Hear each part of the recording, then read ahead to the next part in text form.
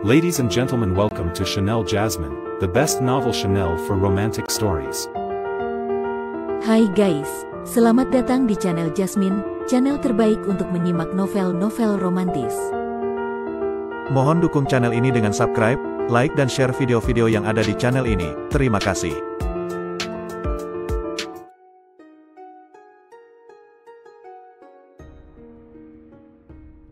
Perintah Kaisar Naga bab 5373, 5374, 5375. Dev mengangkat cawan araknya, menyesap sedikit, dan berkata dengan datar, "Saya tersanjung dengan kebaikan hati Perdana Menteri, tetapi saya tidak merasa pantas menerimanya.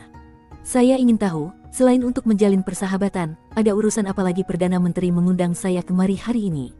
Sekilas kekaguman melintas di mata Liu Kun. Ia merasa Dev adalah orang yang terus terang, sehingga ia tidak lagi berputar-putar dan langsung berkata, "Sejujurnya, orang tua ini mengundang Tuan kemari hari ini karena ingin meminta Tuan untuk tetap tinggal di kerajaan dewa dan membantu orang tua ini."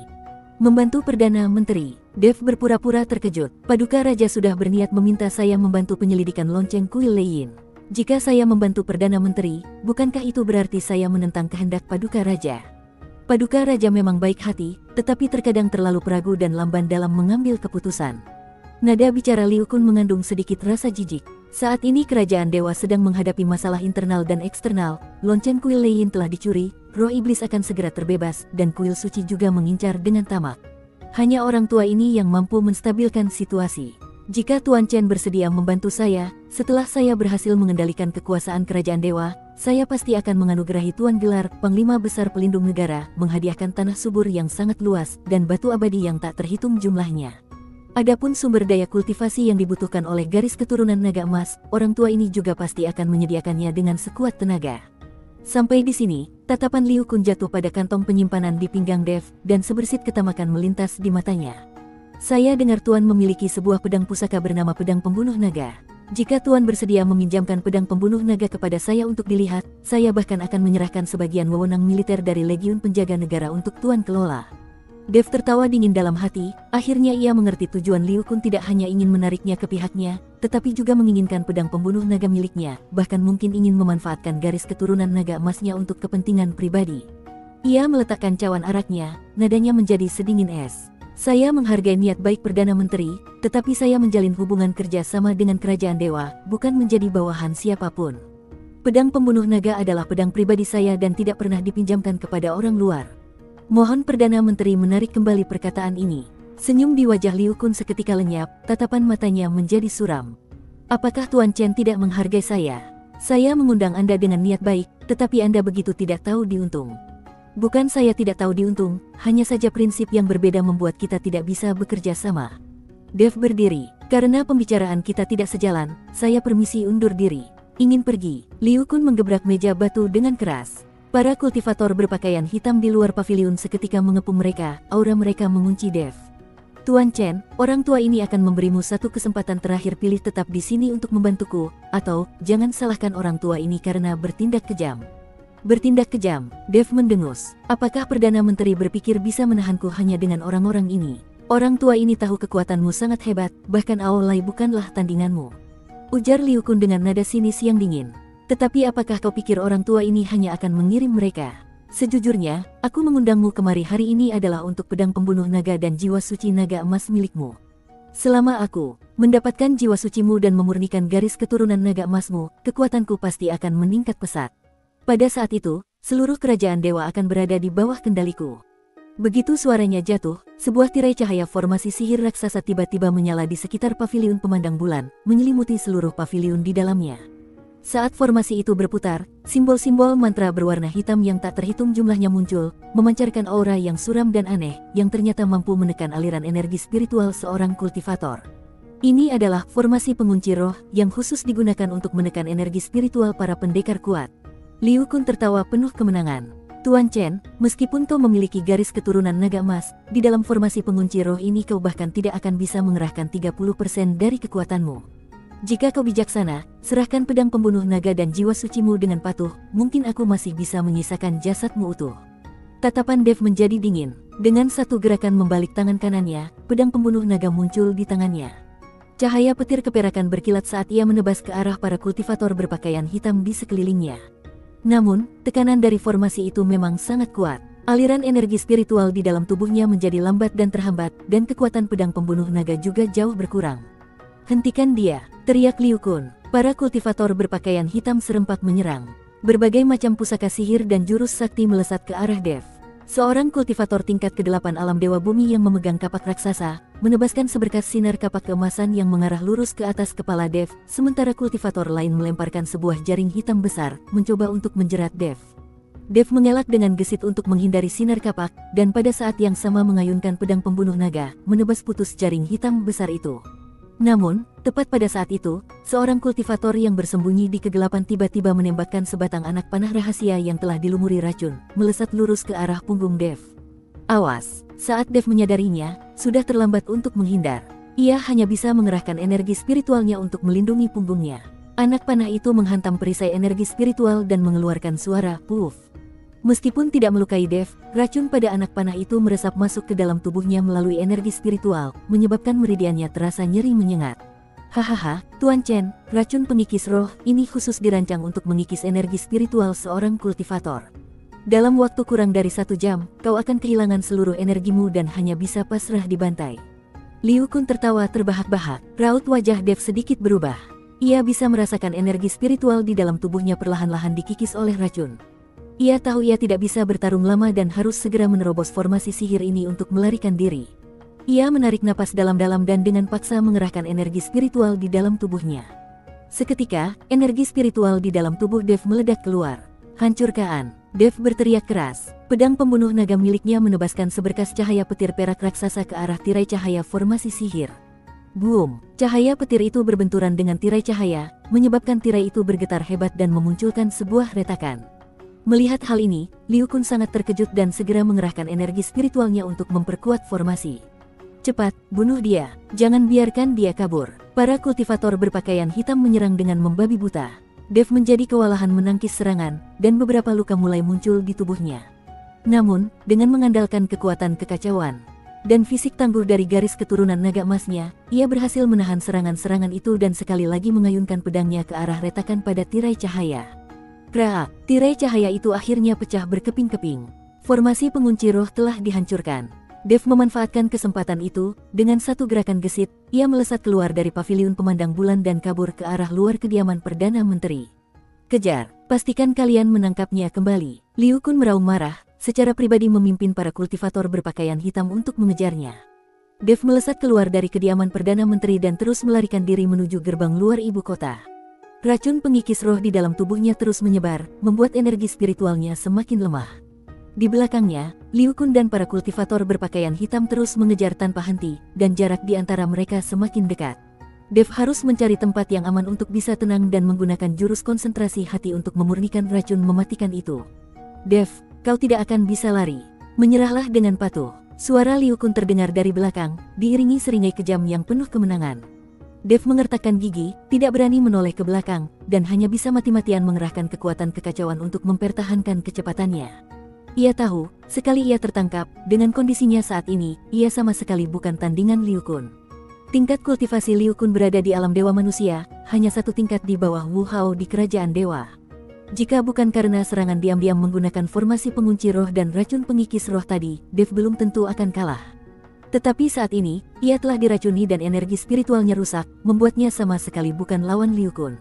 Setelah berlari keluar dari gerbang ibu kota, Dev melarikan diri menuju hutan pegunungan di luar kota. Pepohonan di hutan itu lebat dan cocok untuk bersembunyi, mungkin ia bisa melepaskan diri dari para pengejarnya. Ia menyelinap masuk ke dalam hutan, memanfaatkan medan untuk terus mengubah arah. Suara langkah kaki dan teriakan para pengejar di belakangnya perlahan-lahan lenyap ditelan kesunyian hutan. Dev menemukan sebuah gua yang tersembunyi, masuk ke dalamnya, dan barulah ia berani berhenti. Ia bersandar di dinding gua, terengah-engah dengan napas yang berat, merasa seluruh tubuhnya lemas. Ia segera duduk bersila dan mulai mengedarkan jurus konsentrasi hati untuk memurnikan racun pengikis roh. Kekuatan naga emas perlahan mengalir, sedikit demi sedikit memurnikan racun yang telah menyerang tubuhnya. Namun, racun pengikis roh itu sangat membandel, dan tidak mudah untuk membersihkannya sepenuhnya. Setelah mengedarkan ilmunya selama 2 jam, Dev baru berhasil memurnikan lebih dari separuh racun itu. Tepat pada saat itu, terdengar suara yang dikenalnya dari luar gua, rekan Taois Chen. Apakah Anda di dalam? Hati Dev tergerak. Ia mengenali suara itu sebagai suara Ziyuan dan segera bangkit berjalan keluar dari gua. Rekan Taois Ziyuan, bagaimana kau bisa ada di sini? Ziyuan melihat Dev yang penuh luka, pakaiannya sobek, dan wajahnya pucat. Ia segera mendekat dan bertanya, rekan Taois Chen, kenapa kau bisa jadi seperti ini? Apakah Liu Kun yang melakukannya padamu? Aku pergi ke kediaman Perdana Menteri untuk mencarimu dan menemukan tempat itu dalam kekacauan. Orang-orang Liu Kun bilang kau menyerang Perdana Menteri dan kabur karena merasa bersalah. Aku tahu pasti telah terjadi sesuatu dan segera mengejarmu. Liu Kun menginginkan pedang pembunuh naga dan garis keturunan naga emasku. Dia menjebakku untuk membunuh dan merebut hartaku. Dev secara singkat menceritakan kejadian di kediaman Perdana Menteri. Jika bukan karena aku berjuang mati-matian untuk menerobos formasi pengunci roh, aku mungkin sudah menjadi tawanannya. Mendengar hal itu, raut wajah Ziyuan berubah drastis. Beraninya Liu Kun sekurang ajar ini. Berani-beraninya dia menyerang tamu terhormat Paduka Raja di siang bolong. Ini benar-benar tindakan melawan langit dan hukum. Aku akan segera kembali ke istana untuk melapor pada Paduka Raja, biar Paduka Raja yang menjatuhkan hukuman padanya. Jangan, Dev segera meraih pergelangan tangan Ziyuan, suaranya terdengar mendesak dan tegas. Karena Liu Kun berani terang-terangan menyerangku, dia pasti sudah membuat persiapan. Dia telah berkuasa di ibu kota selama bertahun-tahun, antek-anteknya tersebar di dalam dan luar pemerintahan. Jika kau kembali sekarang untuk melapor pada Paduka Raja, kau bukan hanya belum tentu bisa meyakinkannya, tetapi malah bisa masuk ke dalam perangkap Liu Kun. Dia hanya perlu membalikkan fakta dan menuduh kita berdua bersekongkol dengan musuh luar untuk membunuhnya. Dengan kekuasaannya saat ini, bukan tidak mungkin baginya untuk memutarbalikkan kebenaran. Ziyuan tertegun sejenak, lalu ia pun sadar, dan raut wajahnya menjadi semakin buruk. Lalu apa yang harus kita lakukan? Kita tidak mungkin membiarkannya memfitnah kita begitu saja, kan? Sekarang bukan waktunya untuk berdebat, kita harus menghindari para pengejar dulu. Begitu suara Dev lenyap, dari kejauhan tiba-tiba terdengar suara langkah kaki yang padat dan teriakan marah Liu Kun, Dev. Kau tidak akan bisa lari. Serahkan pedang pembunuh naga dan jiwa suci naga emas, dan orang tua ini akan mengampuni nyawamu. Raut wajah keduanya sontak berubah. Mereka segera mencari gua dan masuk lebih dalam, berharap menemukan jalan keluar lain. Namun, gua ini ternyata adalah jalan buntu, tidak ada jalan lain selain pintu masuk. Liu Kun bersama lebih dari 10 kultivator berpakaian hitam dengan cepat tiba di mulut gua, memblokir satu-satunya jalan keluar. Hahaha, Dev, lihat kemana lagi kau bisa lari. Liu Kun berdiri di mulut gua, tatapannya yang suram dan licik menyapu ke dalam. Ketika melihat Ziyuan, sebersit rasa kaget melintas di matanya, yang kemudian diikuti oleh senyum dingin. Nona Ziyuan juga ada di sini. Kenapa, kau ingin mengkhianati kerajaan dewa? Liu Kun, kau memfitnah. Ziyuan maju selangkah, berdiri melindungi di depan Dev, dan membentak dengan marah, rekan Taois Chen adalah tamu terhormat yang diundang secara pribadi oleh Paduka Raja. Kau berani menjebak dan mencoba membunuhnya, bahkan menuduhnya memberontak. Apakah kau masih menganggap keberadaan Paduka Raja dan hukum kerajaan dewa? Hukum, Liu Kun mendengus, matanya penuh dengan penghinaan. Di ibu kota ini, perkataan orang tua ini adalah hukum. Dev memiliki harta pusaka dan garis keturunan naga emas. Membiarkannya hidup cepat atau lambat akan menjadi ancaman. Orang tua ini bertindak demi menyingkirkan bahaya bagi kerajaan dewa. Adapun kau, Ziyuan, jika kau bijaksana, enyahlah dari hadapanku. Kalau tidak, jangan salahkan aku karena membereskanmu juga. Aku ingin lihat siapa yang berani menyentuh rekan Taois Chen. Ziyuan mengeluarkan sebilah pedang panjang berwarna hijau giok. Energi spiritualnya berputar, dan aura tingkat ke-8 alam dewa bumi terpancar dari seluruh tubuhnya. Meskipun ia tahu bukan tandingan Liu Kun, saat ini ia sama sekali tidak boleh mundur. Cari mati. Sekilas niat membunuh yang kejam melintas di mata Liu Kun. Ia berkata kepada para kultivator berpakaian hitam di belakangnya, serang. Bunuh Ziyuan dulu, baru tangkap Dev. 2 kultivator tingkat ke-8 alam dewa bumi segera menyerbu maju. Satu orang melemparkan rantai, sementara yang lain mengayunkan pedang panjang, menyerang ke arah Ziyuan. Ziyuan tidak berani lengah. Ia mengayunkan pedang hijaunya untuk menyambut mereka.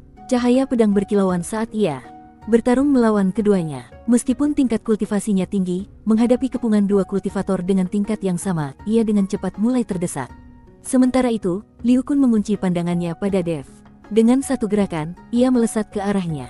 Aura tingkat pertama alam dewa manusia meledak seketika, menciptakan tekanan dahsyat yang membuat napas Dev menjadi sesak. Dev, mati kau. Liu Kun melancarkan satu pukulan telapak tangan. Telapak tangannya memadatkan energi spiritual berwarna hitam pekat, membawa aura yang menyeramkan, dan mengarah lurus ke dada Dev. Dev mengertakkan gigi, mengerahkan sisa energi spiritual di tubuhnya, dan mengayunkan pedang pembunuh naga untuk menahannya. Klaang, pedang pembunuh naga beradu dengan telapak tangan Liu Kun. Dev merasakan kekuatan raksasa menghantamnya. Lengannya terasa kebas, dan seluruh tubuhnya terdorong mundur hingga menabrak dinding gua. Seteguk darah segar menyembur dari mulutnya. Racun pengikis roh mengambil kesempatan ini untuk kambuh, menyebabkan meridiannya terasa sangat sakit, dan aliran energi spiritualnya menjadi semakin terhambat. Hahaha, hanya segitu saja. Setelah berada di atas angin, Liu Kun terus menyerang tanpa ampun. Ia kembali menerjang, teknik telapak tangannya ganas dan setiap gerakannya mematikan. Dev hanya bisa menangkis dengan susah payah. Dalam sekejap, beberapa luka baru muncul di tubuhnya, dan darah segar mewarnai pakaiannya menjadi merah. Di sisi lain, Ziyuan sudah dalam kondisi kritis di bawah kepungan dua kultivator berpakaian hitam. Salah satu kultivator memanfaatkan celah dalam pertahanannya dan berhasil membelit pergelangan tangannya dengan rantai, sementara kultivator lainnya menebaskan pedang panjangnya yang sebentar lagi akan mengenai bahunya. Bersambung.